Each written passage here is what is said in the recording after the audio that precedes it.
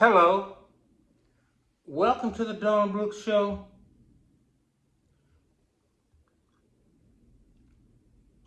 Mm, Again, I'm eating ice cream. Everybody knows I love ice cream. But this is my new favorite. It's taking over Butterfly Khan's place, Creamy Creations. Creamy Creations. Yum, yum, yum. Let's get into our show. We have a lot to talk about. First of all, as I eat this, I'm going to tell you about the birthdays in August, because August is winding down. Wanda, my sister, happy birthday, sweet sister. Graciela, oh, beautiful Graciela. I worked with her at Habitat Suites for many, many years. Kelly, my sweet niece, my brother's daughter. Happy birthday, Kelly. Carolyn Carolyn Icard is a member of my church. Happy birthday, Miss Icard. Carolyn Manny, she's a sister of a classmate of mine who's passed on, Carolyn Manny. Helen Chambers Patterson. Helen Chambers Patterson is also a church member, but I've known her since I was a child. We grew up about 2 blocks from each other, so I've known her from high school, junior high school, and maybe even an elementary school. I don't remember. Carolyn Chambers Patterson. Okay, since we've taken care of that, happy birthday to you all. Now we have a very, very famous birthday to talk about, and that's what I'm celebrating. And I want to make this birthday a holiday, a holiday for all Black Americans and all Americans that care. In the name of the person whose birthday we're going to celebrate, what day is it? August 27th. Lyndon Johnson, my favorite president, and let me tell you why. You know what? Why don't I do this before we talk about his accomplishments? Let's do this. This is from a radio broadcast in 1964. Signed into law the Civil Rights Act of 1964. I want to take this occasion to talk to you about what that law means to every American. 188 years ago this week, a small band of valiant men began a long struggle for freedom.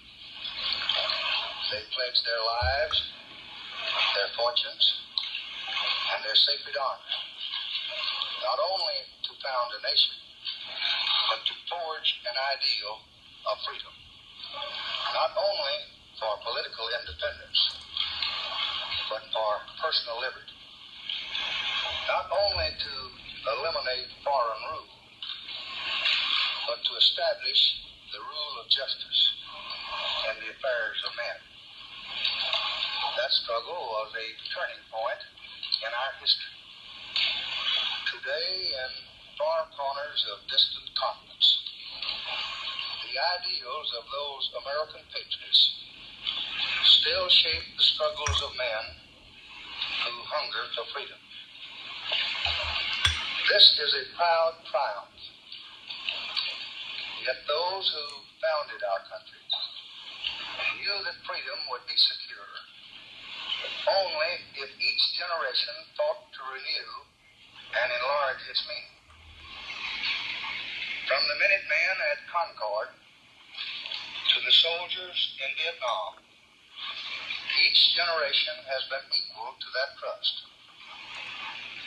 Americans of every race and color have died in battle to protect our freedom.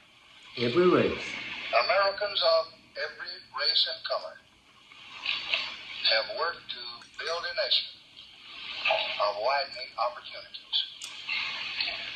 Now, our generation of Americans has been called on to continue the unending search for justice within our own borders. We believe that all men are created equal. Yes. Yet many are denied equal treatment. Right. We believe that all men have certain unalienable rights, Yet many Americans do not enjoy those rights. We believe that all men are entitled to the blessings of liberty. Yet millions are being deprived of those blessings, not because of their own failures, but because of the color of their skin. That's enough.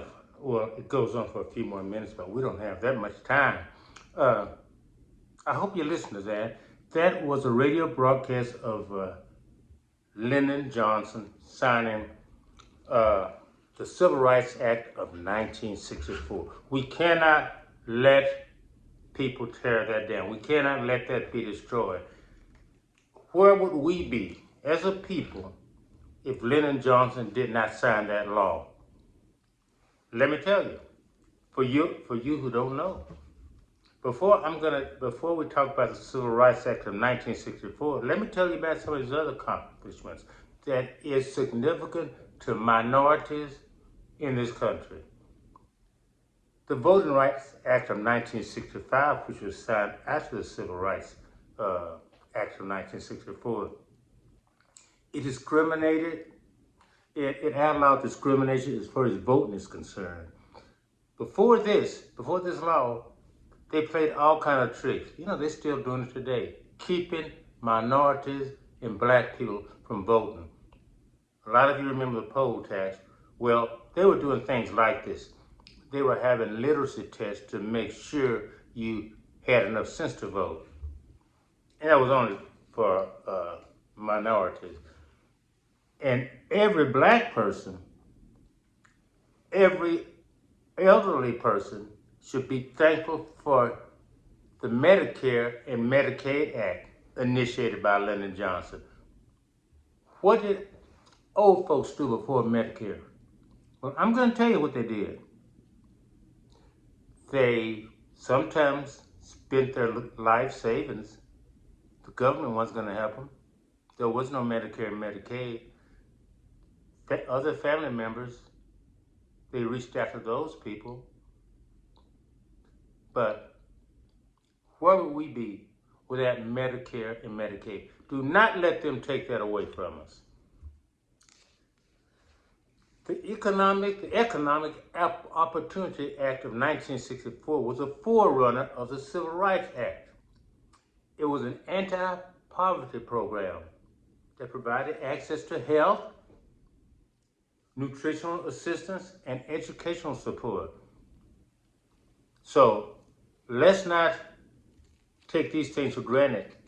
None of these things were happening before Lyndon Johnson took office, and a lot of people try to trivialize or minimize what he did, saying, this is what Kennedy was going to do. Yeah, it was Kennedy's idea to forge bill for equal right, banning discrimination. But he tried that. It wasn't because it stopped when he was assassinated. He was not able to get these things past Congress. Lyndon Johnson did it and did more.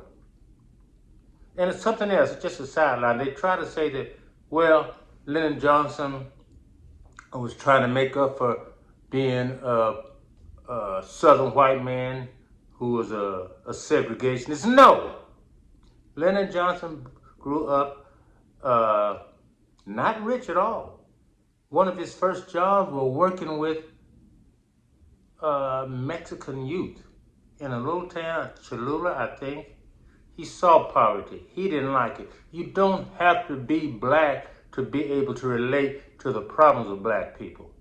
Lyndon Johnson was not forced to do anything he did. He did it out of what was right.